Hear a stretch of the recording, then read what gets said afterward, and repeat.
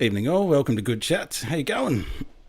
Welcome aboard. Let me just sort out my camera as we bounce around the room. My sophisticated setup here in the Good Chats studio. Just getting that all sorted. So welcome aboard. G'day Steve, welcome aboard. G'day Dan, welcome aboard mate. G'day Smart as Marbles. Zach, how you doing? G'day John, welcome aboard. Justin's Train Journeys and Jeremy Kemp, how you going? Nico, welcome aboard sir. Trevor Fuss, thanks for coming on board mate. And Lyle, welcome aboard. Noel's here too. Bro, welcome on board. Graham is here as well. So it's too damn hot for a cap. Hopefully everyone's surviving the heat at the moment. Just kind of in survival mode. And as you can tell, I've been working in the lab, staying out of the heat. G'day Dan and Amber and Archer, if you're watching, welcome aboard.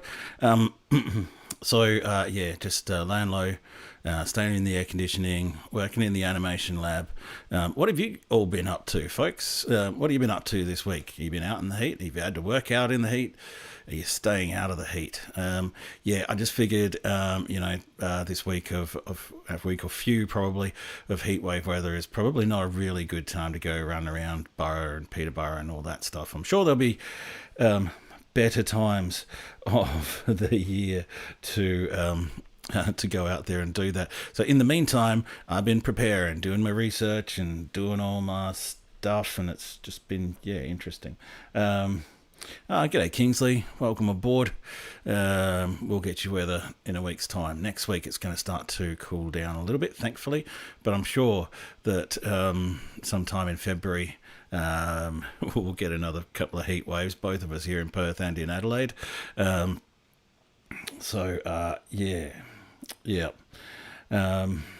Summer's pretty crazy, and I bet Dan up your way it'd just be hot and also humid.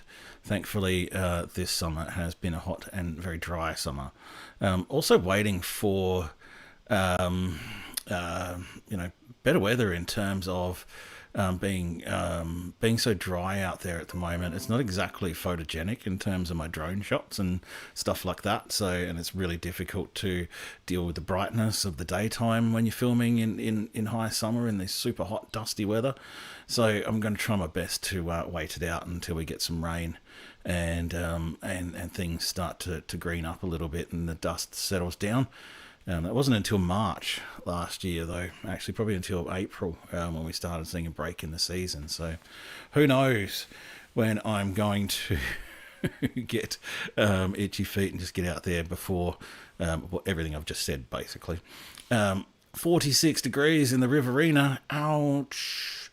Yeah, we had 46, not yesterday, but the day before, where I was at in the northern suburbs of Adelaide, and it's not fun. Not fun at all. G'day O'Malley, welcome on board. 36 is cold if you're in the Riverland at the moment. They're suffering from 40 plus for a couple of weeks. So all the usual things that I say. Where's my little thing gone? I don't even have my little thing. My little list of things. And I always say welcome to the replayers as well, somewhere around this point. If you coming in late and you're one of the replayers, then welcome aboard. Feel free to comment in the comments below the stream. That's interesting. Loco fire out at Long Plains, huh? Wouldn't surprise me in this heat. Welcome to the new members as well. I think I've had a chance to welcome all the new members, but Kendall King was added late last week, so thanks for that. And thanks for gifting that membership. I think it was Justin who did that, so thank you. You can gift memberships to people who have opted in to gift memberships if you know what YouTube is all about. But thank you also to the 21 members now for your support. That keeps me going, basically, and keeps my head in the game every day. What does membership get? Well, you support me and my work and help me budget and plan more effectively. You also get a little sticker that goes next to your name in the chat and all of your comments in the chat as well. And you also get access to the archive of live streams and other members only videos that I've made. So yeah, again, thank you. The benefits will just continue to increase as time goes by. I'm even thinking of maybe releasing this next video as members only. I'm not sure yet. We'll see how we go. I've put an awful lot of freaking work into it so far, so probably want it to go out public. But at any rate, this is Good Chats. This is a place where we can talk directly to each other. I can tell you what I've been up to. You can tell me what you've been up to, and we can all discuss it here in this big old group of members and long-time friends and viewers. Yeah, you know what? I would do a sticker for the car, Jeremy, but I'd probably have to raise the membership price to about $8 a month to cover the cost. So in times to come, I will consider it. That's for sure. In the meantime, maybe I'll release a graphic and you can go get a sticker printed or something. There's always an open invite to send me stuff as well on the chat, or send me stuff to my Facebook. You find me at Outdoors Type there, or you'll find my email address in the my profile description on YouTube, and you can always send me stuff that you think is interesting and you want to talk about here on the chat in the next show. I used to have an open invite to join the Magic Window, and at the moment it's just kind of stuck playing this old video. I should find a new video one of these days. I'll do that one of these days. There's lots coming up. What have I been up to? Researching and animating. So I'll show you some stuff there. I've got questions as well. What's the drama of Buey? You're having a weird drum. Are you there, Noel? The question I've got tonight, which I'll put out early, is if any of you guys are creating videos on YouTube lately, when was the last time you saw new music available to use in the YouTube audio library for you to use in your videos and stuff? I haven't seen any new music in my YouTube library since August. And I was actually just starting to rely on YouTube music. So I've relied on what catalogue is still there. But there's been no new music updated in that catalogue since August. I reached out to YouTube and I spoke to them on a chat last night, and it took a while to get there. But, you know, the best answer I got from the person was that ever since they've released creator music in the US, that's where their focus is, and they're not really doing any new music, and the focus has shifted to that and the rollout, and Australia is just kind of stuck in limbo until maybe sometime in 2026 when they roll out the new creator music platform. They will get access to it. Yeah, I've got some other free music, but often there's a lot of free music too that comes with caveats such as licensing for, like, there's Ben Sound, for example, is one of them. There's a few others. There's a few others, but they generally will allow you to use it and allow you to license it for each video. Whereas YouTube music, I can do stuff like go and play the video that I made a year ago in the live stream tonight, and because it's all on YouTube, it's all going to be covered by that same license. So even though it's free, it's still licensed from a lot of these free music sites. So you got to watch out for whether something's, you know, Creative Commons licenses or public domain, or specific and they give commercial licenses for free use of the music as well. So it's a bit of a minefield. Yeah, look, AI to me is absolutely not an option. I'm absolutely just going to put my foot down on that. I used to subscribe to music libraries like Envato, and some of the free music libraries that are available on YouTube, where most of them are machine generated. and they're so boring. There's a reason why, to me, there's a reason why music catches humans and catches emotions. And there's reasons why well-made music goes well with what I do. And there's reasons why I'd really love to use full license music, but that would be about $30 a video. No, but AI music drives me batty. It's fun for a joke, but I find it incredibly lazy. And as a creator myself, one of the last things I want to do is encourage people to be less creative and accept myself becoming less creative by using machine-generated stuff. I could just, yeah. I wouldn't get a copyright strike for that. At least I wouldn't get a copyright claim. Although actually, I might actually get a copyright claim for that. But I'm actually not going to hold back on AI, AI generated music. There's no soul to it. There's nothing interesting to me about it at all. So I have used it at time to time as like backing music for a narration or something. But for the big parts and for stuff where I actually want to evoke something with music, then you can just forget AI. I find that AI is, one of my findings too is that AI is going to take over the world and take a lot of people's jobs, and it's going to take a lot of lazy creatives' jobs as well.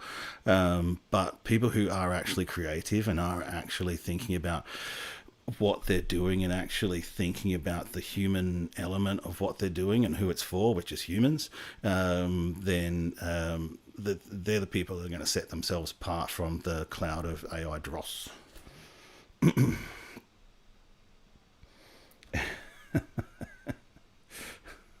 No, I like it when you say stuff like that too, Noel, because it really does helps me get up on my soapbox a little bit more, and that's partly what the stream is about too. But I've gotten sidetracked now because I just went off on a rant about AI, and as O'Malley used to say, could see the steam coming out my ears.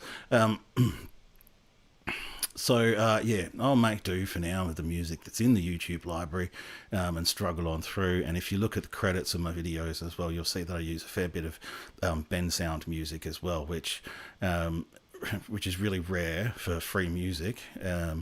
Or commercially sort of licensed free music. It's really rare that it's actually somewhat decent. So my upcoming videos as well, Roseworthy to Peterborough, then I'm going to move on to Gawler to Morgan, but I'm just really hanging out to get out there.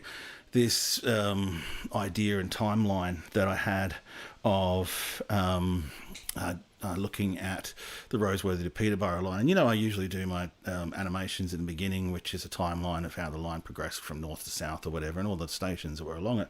I decided to do a timeline of all the lines in the mid-north and all the lines that might have had some interaction with the Roseworthy to Peterborough line, and it turned out to be a monster of a project. I've got some previews of that coming up. Then we'll do behind the scenes. Last week we went from Roseworthy through Wasleys to Hamley Bridge, and this week we're going to look at some photos from Stockport, Tarlee and Riverton to take us through to the end, and then maybe I'll actually remember to do the history news thing at the end as well, where I've been collecting a few things about his story. So let's get right into it. What was the next thing I was going to do? So the timeline for the animation. So essentially the timeline that I'm talking about starts in 1836 when Adelaide was settled, and then the first railway line was actually Gould to Port Elliot in South Australia in 1854, and then shortly after that came the Adelaide to Port Adelaide and Adelaide to Gawler, and then we start to move on north through the country. It's interesting that the line to Burra made it to Burra basically as the Burra mine, once described as the richest mine in the world, was already starting to peter out. So that was one notion that was in my mind about the Burra railway line, that somehow it was built to service what was once the biggest copper mine in the world. In fact, it came as that copper mine was starting to wind down and run out of productive deposits. But having the railway there would enable them to make more out of the not quite so high grade ores. So there was a little bit to it, but doing this research sort of dispelled that notion.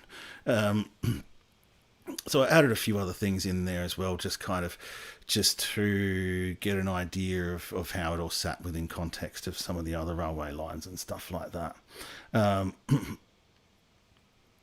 And no worries, Dan. I'll look up the music there that you've done. I've seen it on your page there, and I'll have a listen to it, and I'll reach out if I need to. Thanks for that. So, the timeline ended up getting out of hand. What's 1836 through until 2014? That's just short of 200 years, about 170 years of railway lines. So it became a 4-page long monster of just lines and dates. And then I painstakingly put them all together into After Effects and created paths that I could then animate. So I'll bring that up in a tick. Yes. Yeah, I actually couldn't quite remember that, Graham Dory, about exactly 1854 was when those first railways were built, and it's hard to believe that these government railways were first built here in South Australia and Victoria. And maybe one day I'll dig way back and do a bit of a timeline on all of them. Who knows? This project is just spiraling out of control at the moment. Where are we? So we'll go to video 1, and this. So as I said, I'll have it to a point where I can show you something next week. And so what I've done now is I've laid all the lines into the map, and we've started to animate these lines in order, and then I'll show you the next step that I did as well. You're right, the rail line arrived a little bit too late. Wollonga line was also one of those, being built for the slate industry, but arrived after the boom time for the slate industry. It'd be great to access permission with the owner to finally do it. Interesting you should say that, Clayton. I can't find any contact details. I can find contact details for a winery who apparently has a tasting room in there. And I've asked around the community as well, Clayton, and the only thing people can suggest is I just go up there and knock on their door. So one of the recon trips that I'm doing over the next few weeks, because I generally do 2 or 3 trips up and back when I can, when they're in South Australia, to follow the line. At some stage I'll just go up to their door and knock on their door and ask nicely and see what happens. I actually expect to be told no, but you never know. We'll see what happens. G'day, Andrew. Welcome aboard. My family, my wife and kids, they're supporting me in this whole project, in building this passion project from a passion project and from a hobby into a real world job. And things are progressing well, and I wouldn't be able to do it without their support. And also it means that I get to spend more time with the kids as well while they're still teenagers and very quickly getting to the point where they don't want to spend much time with me. So that time's going to run out and I'll need more stuff to do. But that's we're doing well. We're getting there. So the projects like these keep me sort of, in the study, working away.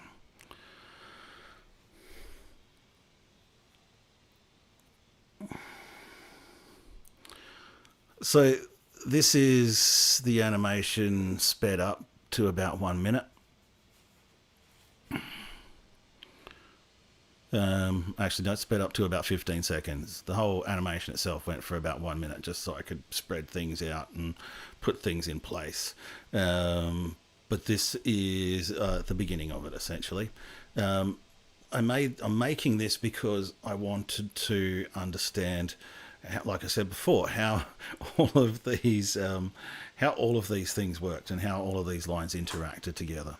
Because the Roseworthy Peterborough line at one point was the only connection to Sydney and Perth right? People, I never really understood how much stuff went on in the background before the lines of railways that we have today. You know, like how important Bowman's was. When you see all those lines there down near Port Wakefield, that cross section there, that's Bowman's. And so it's just a big ruin of a place now. Hardly anybody lives there, but it was such an important part of the railways for such a long time. South Australia was proclaimed. G'day Henry's Trains, welcome aboard. And so we'll move to the next step, which is what I just actually started yesterday, where I'm actually now starting to put a narration to it. Let's see if this works. The northern extension of the Gawler line from Roseworthy reached Burra in 1870.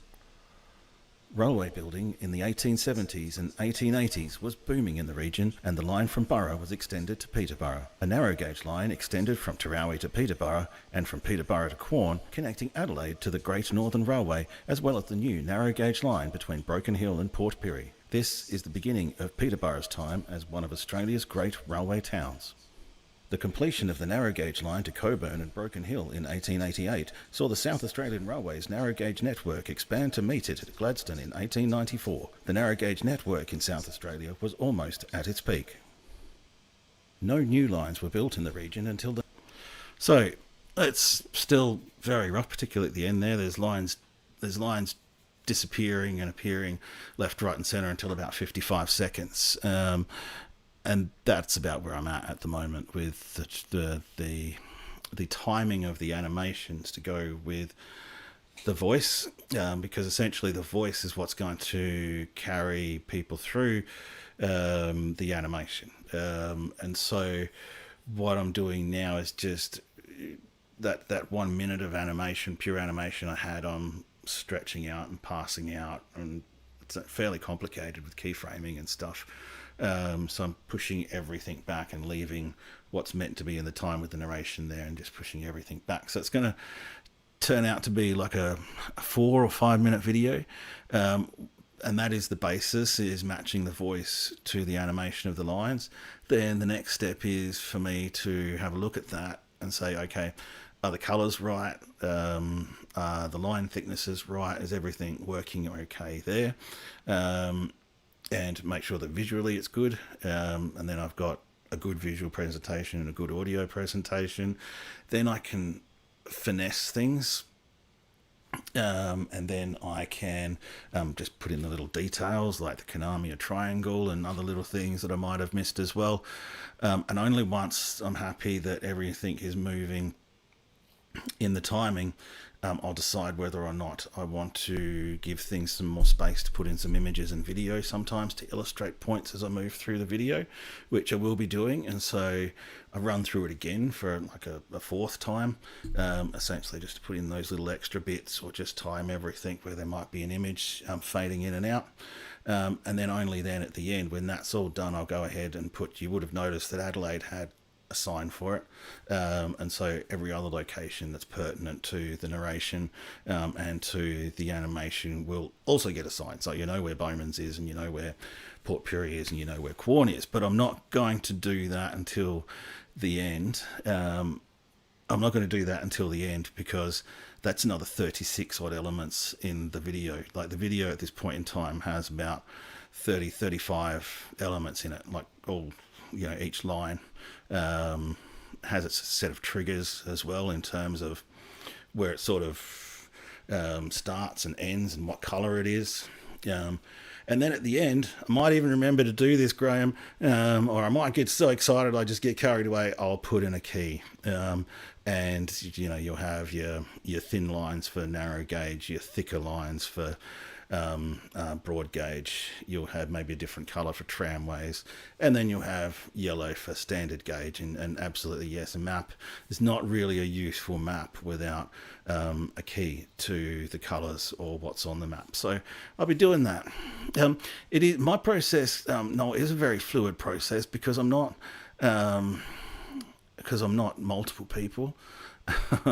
So I have to perform all of the roles, you know, whereas in this kind of thing, in an animation agency or a graphics agency or something like that, they would actually have probably 2 or 3 people working on this stuff. The animation is really, really difficult.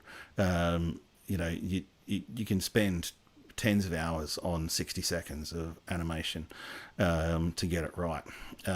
So coming from initial research in a Word document, cutting the lines out of, tracing the lines in Google Earth, converting those lines to something that works as a shape that I can animate.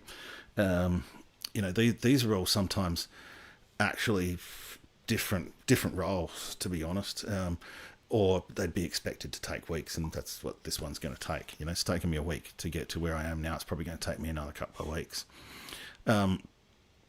It's a lot of bloody work to master.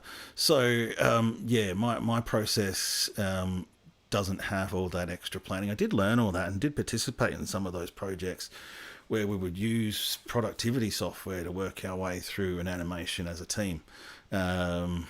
But unfortunately, it's just me. And sometimes I do want to get a little bit ahead of the process, jump forward to the end and go, okay, this is going to work. So I'll go back and invest more time into making it work. But I kind of want to know that it's going to get to the end result before I waste another, 10 hours or 20 hours on some of this stuff sometimes. But I'm getting so bogged down in it now, it's probably going to be a standalone video rather than just a quick explainer to get it right in my head, what all these lines meant to the borough line. So yeah, all right, cool. Nearly getting to half an hour now. I actually said in the blurb that it's meant to be a half an hour stream, but it's generally been an hour or more lately. So thank you everybody for sticking around for that long. What was I going to do next? So hopefully next week I'll have another draft, and we'll be getting closer to the final draft, where I would have added most of the things that I've talked about there in a kind of a rough way, and we'll be ready to get down to final editing. I would love somebody to have a read of my timeline. It's only the timeline itself is only 4.5 pages long. But I don't expect anybody to want to actually do that because I'm not paying you. It'd be great if somebody would love to have a bit of a read of it. And maybe usually what happens is, even though you might not think you're experienced at it, you might spot something that stands out like dog's balls in terms of errors. One of these, I will get back to the Mount Pleasant line one of these days, Henry, sometime this year when the weather becomes a bit more conducive to being outside. And not in the water on your houseboat, Graham. That's the sucky thing about summer holidays in the Riverland, is it's freaking hot.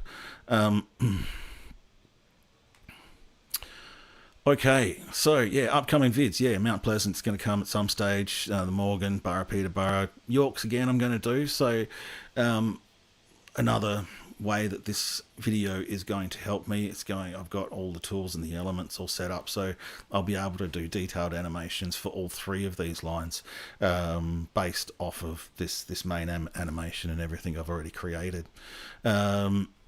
The other one I wanted to mention too is I hope you guys were reading between the lines on one of the National Railway Museum's posts, but in early May, they're having more train driver experiences.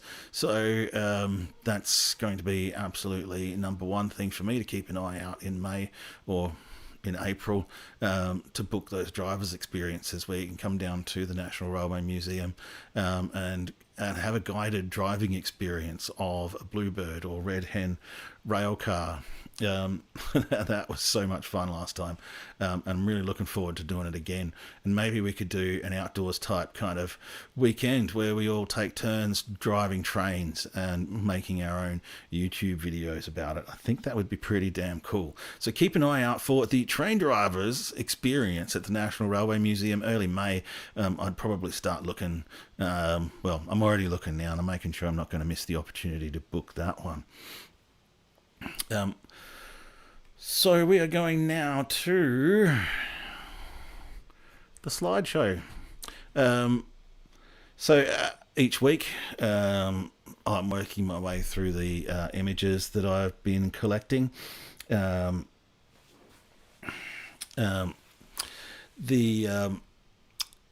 So we looked at Roseworthy through to Hamley Bridge last week, and then I've gone through and picked out the next 3 stations videos, and next week I'll pick out the next 3 stations videos, and on we go until we get to Peterborough.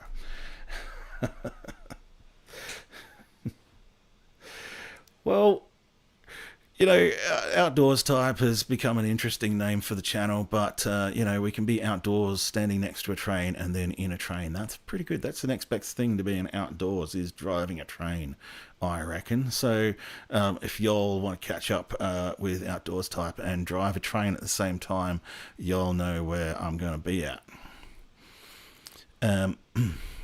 Right. Let's get into the slideshow. Turn the music down.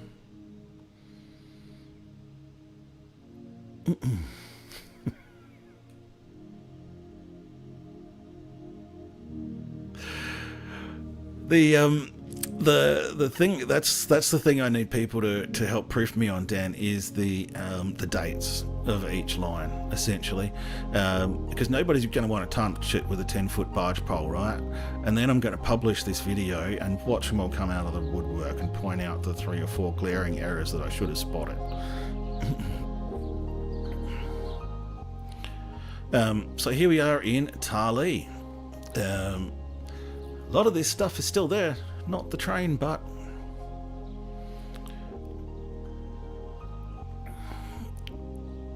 when was this one? Let me open this up and see if I have a date on it. Oh, hang on. I had 2 Tarlee images, and that's not either of them. Oh, give me a break here. What have I done? Hang on. That's Farrell Flat. I don't know how that got in there. Sorry. No, that's Stockport. Yes. Zoom in on it, and you will find it's actually Stockport. Right. Can I get myself based within my own slideshow yet, or what? Right, that's it. I've confirmed it now. Well, I've got myself based in where I'm at in the list of photos. Yeah, and that's Stockport, believe it or not. I'd love to reproduce this. I actually know where this is. It's by the road near the railway crossing there. The problem about recreating photos and stuff, though, is cameras were different back then, and so they got different focal lengths, different sensor sizes, all those kinds of things, and so sometimes reproducing an image with a different camera is part of the problem. This was in 1973. This is Stockport with a train in 1998. Now this would have been, hell, not long before it closed, because the last train to Borough was in 2004.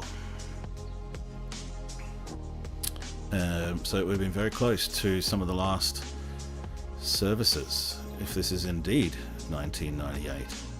Have I changed it? No, I haven't changed it. There we go. This is in 1998. Still some kind of goods train or freight train or something going through there.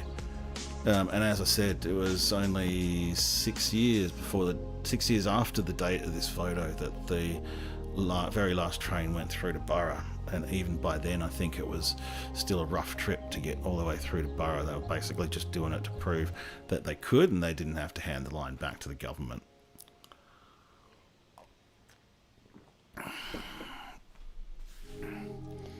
Could very well have been. Graham, could very well have been. Wonder if it says that in the data. It is. It's a grain train. From the Bob Grant Slide Collection.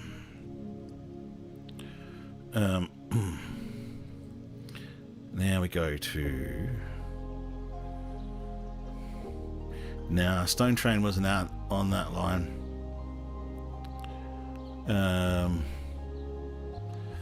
But yeah, the Stockport station is now privately owned. Now we're in Tarlee. This goes way back. Sometimes the NRM doesn't have the dates on the original photos, but if I really was to get down to brass tacks, I could probably get rough estimates on the dates by the kind of steam engine that was there. But yeah, this would be, I'm guessing, early 1900s, if not 1800s, in Tarlee, and the line got to Tarlee in the 1870s. So yeah, you now start to get an impression too. It's okay, JK. You now start to get an impression too of the similarity of the stations as we move along this line. Like, they're all built from the exact same design. There's my New South Wales accent coming in again when every sentence ends on an upward inflection note. This photo was in Tarlee in 1993.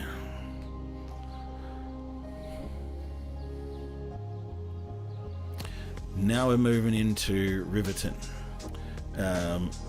And what an amazing grand station Riverton was. It was one of the first stations to be built properly of stone on the railway line. It seems that because it had a refreshment room, I'm really still trying to work on why Riverton was so big. I think it may have been because of the refreshment rooms. It certainly wasn't because of the Clare to Spalding line. That didn't come along till 1918. So yeah, it's a little difficult for me to nail down why this station was built so big, but it certainly was. I think because it also had some loco shed facilities there as well. Photos like this would lend themselves really well to AI animation. There's not an awful lot going on in it, and it wouldn't really confuse the AI too much, but you never know.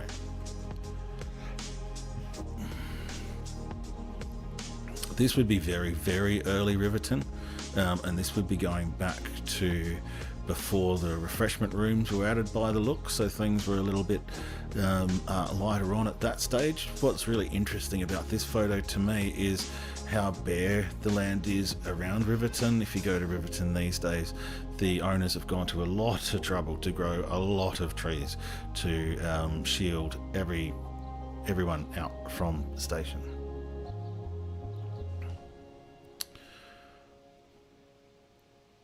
Now this is told to me as being Riverton, right? But if I go back, you don't see that other platform, the up platform.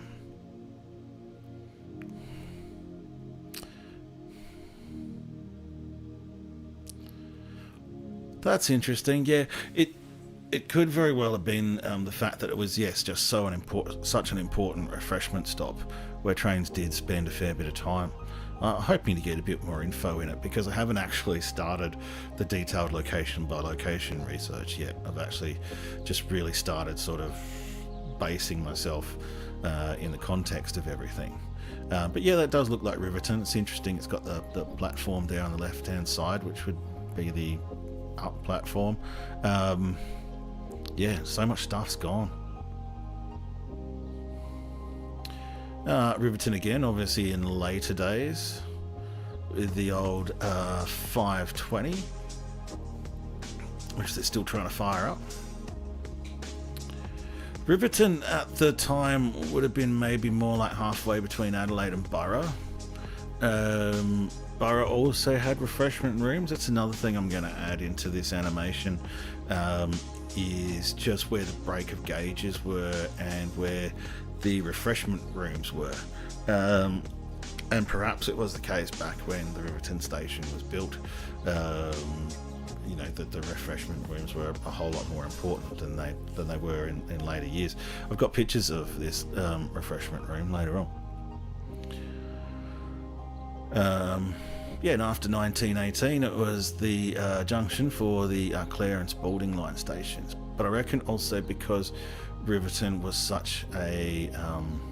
that's not Riverton.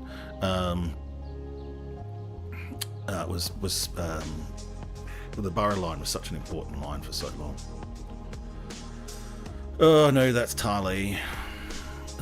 Somehow I've named it Tarlee, but that's another reason. Yeah, I get to proof all my own work with you guys as the audience watching me stuff it up live on the internet.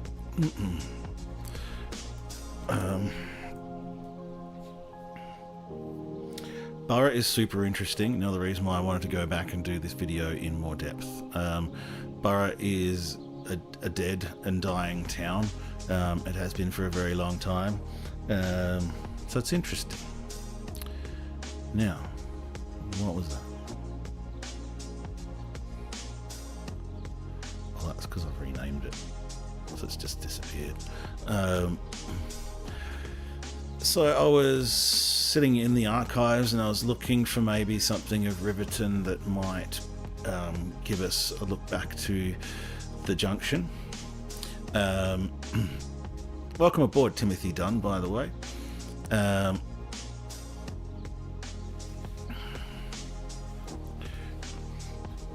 Oh, that's cool. O'Malley. What kind of train carriages? Can you see the train carriages from the road? If I'm down that way, I might go and check it out.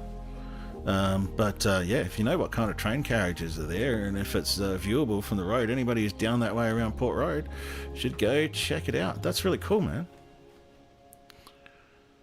I was hoping that this image might be looking north towards the junction with the Clare and Spalding line, but I'm really not sure. But I may very well... something about those signals indicates to me that we might be looking north here, but I'll probably use the image anyway to kind of fade in and talk a little bit about how the Clare to Spalding line junctioned off here just north of Riverton. Thanks, Graham. Appreciate that.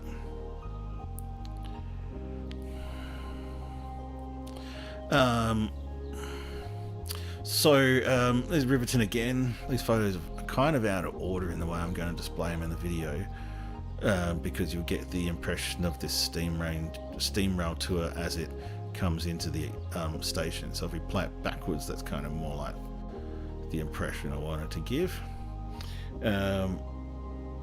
of that train coming into the station. I'm guessing a steam rail tour, and steam rail tours, I don't know, that was a Victorian crowd, I think, wasn't it? Who did the steam rail tours?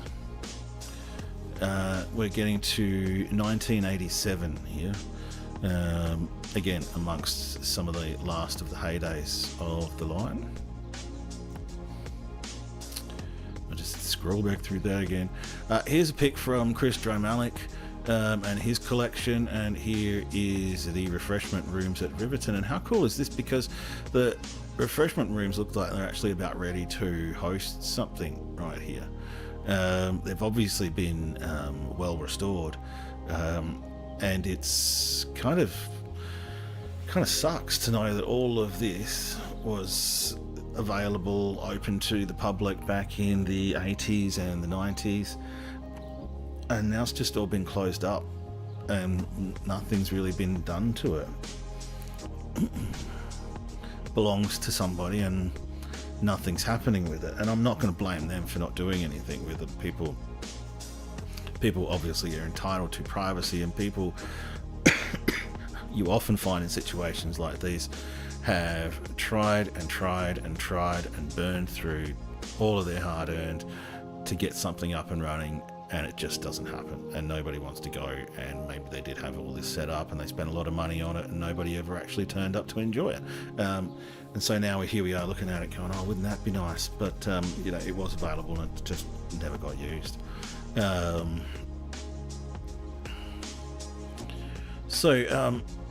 Have a good look when at Riverton was a triangle using the Clare line. So should the third leg from Clare line to further north. Oh yeah, okay, yeah, interesting. One of my videos has got a drone shot of that one. It might be the Spalding line video that I did, and I'm pretty sure I've got a drone shot that arcs up over the junction, which is now a bike trail. So I'm going to go back and check that out. Riverton again with a steam train from another angle. Look at all those tracks in the yard there. Incredible. And now we're looking at the refreshment rooms from the other direction.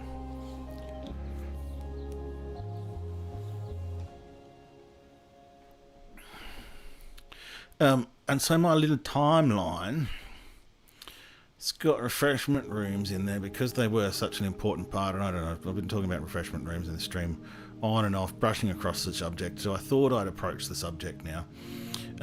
So they opened in 1875, 5 years after the railway opened, and they closed in 1978. And so I'm interested, once I put these refreshment rooms into my animation as well, hopefully I'll be able to see the way things changed as the railways grew, as trains changed, as distances changed, as timetables changed, and we'll see the way that refreshment rooms changed. And then by the end, refreshment rooms were replaced by buffet cars, and everything in the end was replaced by cars and servos. And so that's where we're at these days. But back then, the railway refreshment rooms were the most reliable place in most towns to get something to eat and drink. So yeah, just such a beautiful building. Hopefully, fingers crossed, to get the chance to go inside. But I'll do what I can with or without it, I guess you could say. So that was the slideshow for tonight, folks. And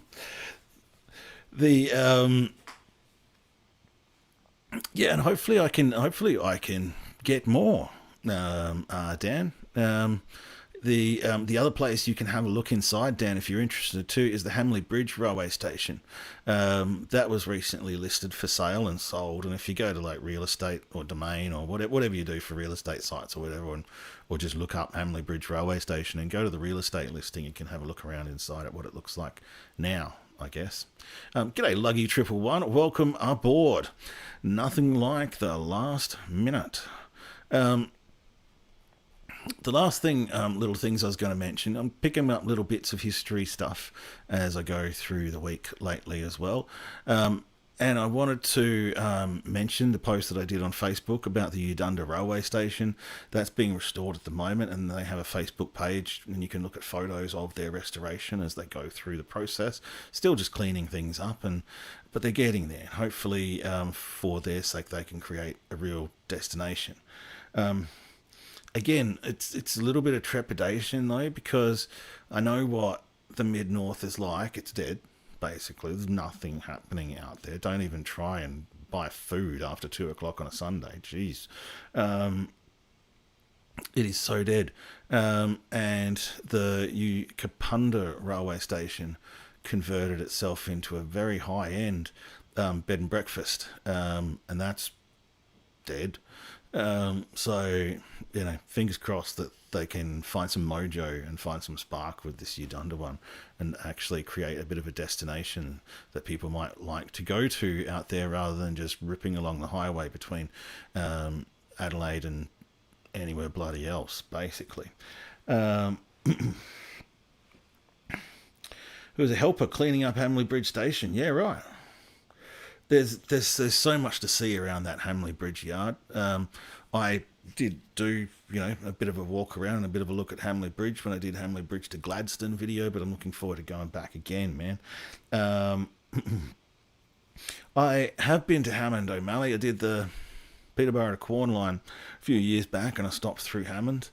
I'm trying to think. The railway station we couldn't get access to because it's private property. It was either that or Bruce.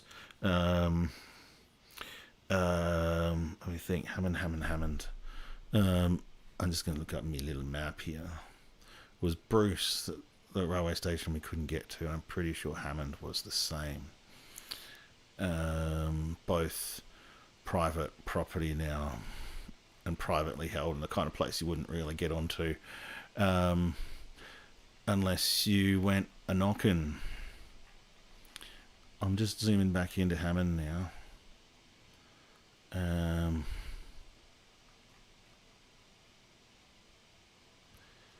Yeah, we did go there, and it is exactly like Bruce.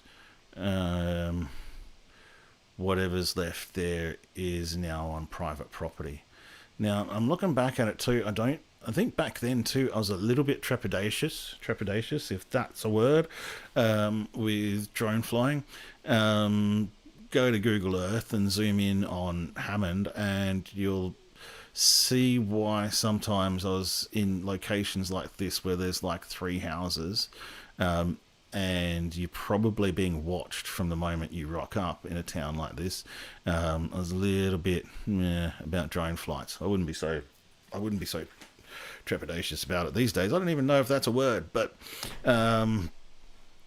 yeah, that's kind of, sometimes I just didn't get good vibes about putting the drone up. I think that might have been one of those places, because I don't want to go around places and piss people off, right? If you live in Hammond, you probably really deeply appreciate your privacy. Hey man, that'd be good, eh? O'Malley, I'd love to do a walk around if I could get access to some of these places without having to jump the fence, and actually even get invited on to have a look around and make videos. Then I would jump at that opportunity. I'd probably actually go up to Hammond specifically just for that opportunity, to be honest with you, because I kind of made that video, and this would be a great opportunity to go a little bit deeper.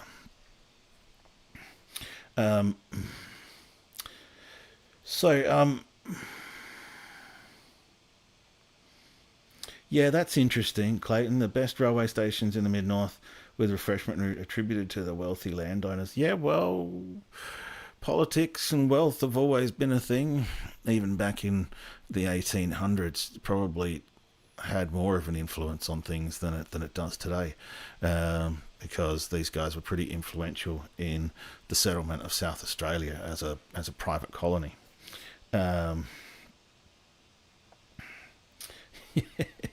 The more it's funny, Dan. It's shooting drones out of the sky is probably more illegal than actually flying a drone over somebody's property, for a start.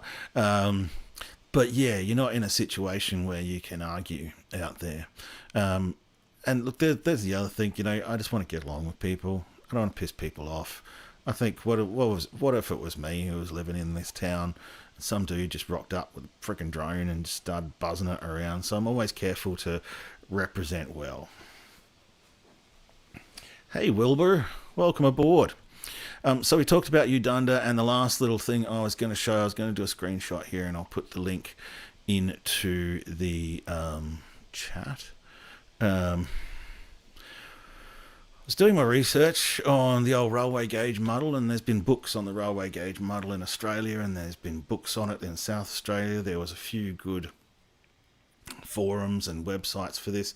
They're virtually all gone now. The Railway Museum had a good site, but that disappeared in the rebuild.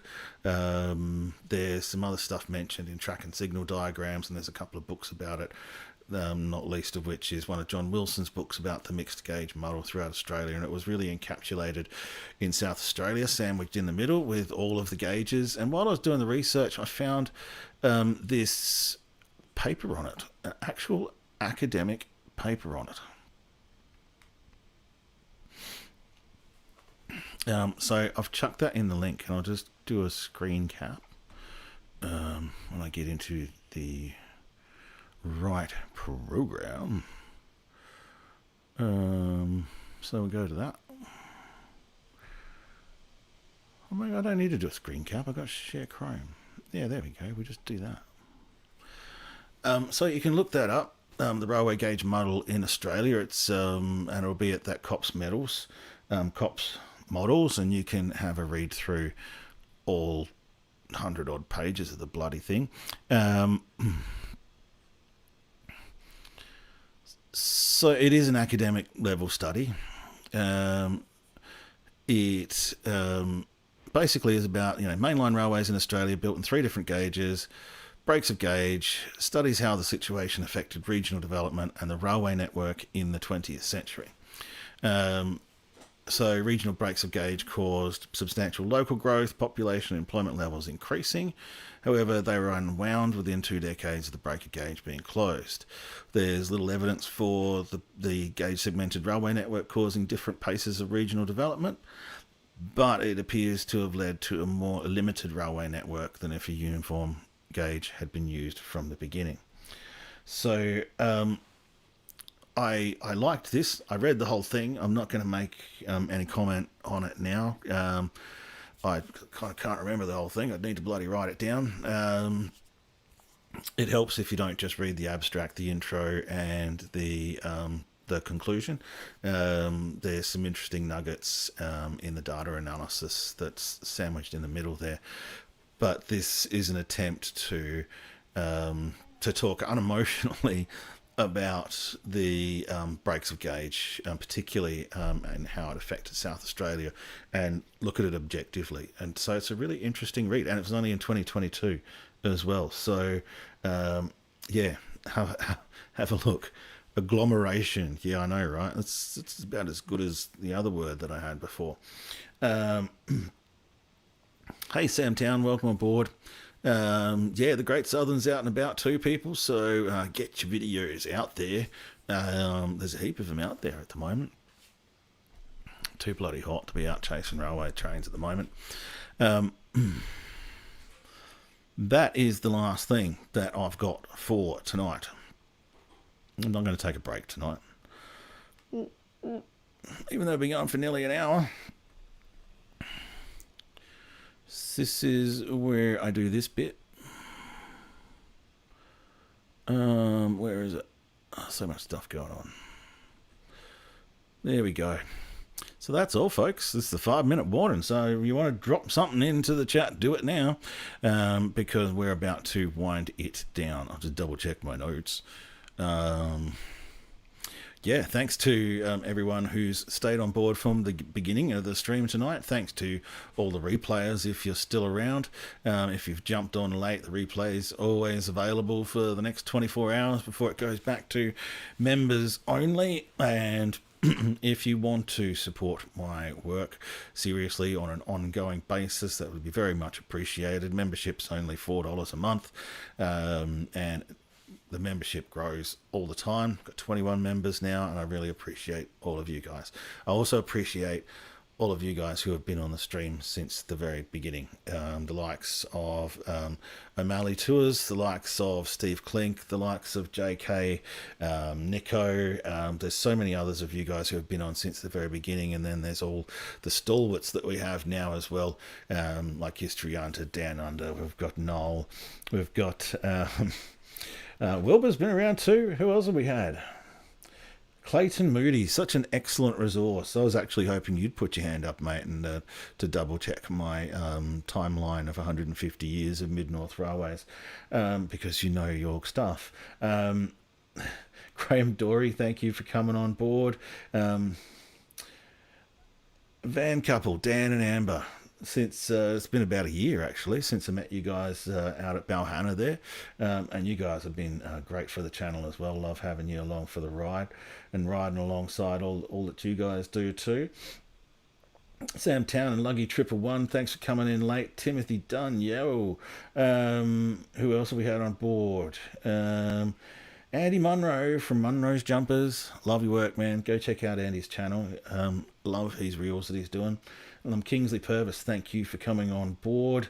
Henry's Trains, thanks for coming on board.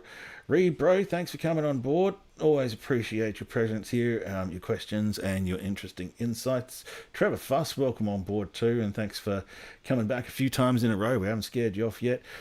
Zach, smart as marbles, bloody brilliant. Thank you for coming on board. Um, Sorry, I just realised I had some reason your comment about heat was held, and I only just got back to it and released it. So sorry about that, dude. Not ignoring you. Uh, so that has been a good chats. Oh God, what is it? Good chats, like 168 or something. I can't believe I've been doing this for so long. So I can't wait to do it again next week, where I'll have more video drafts to show you, some more stations along the Barra to Peterborough line, more history stuff to talk about. Maybe I'll bring in a book of the week as well. And then, of course, there'll be all of you fine feathered people out there in internet land bringing your amazingness to the stream as well. Thank you all. We'll see you next week at 8:15.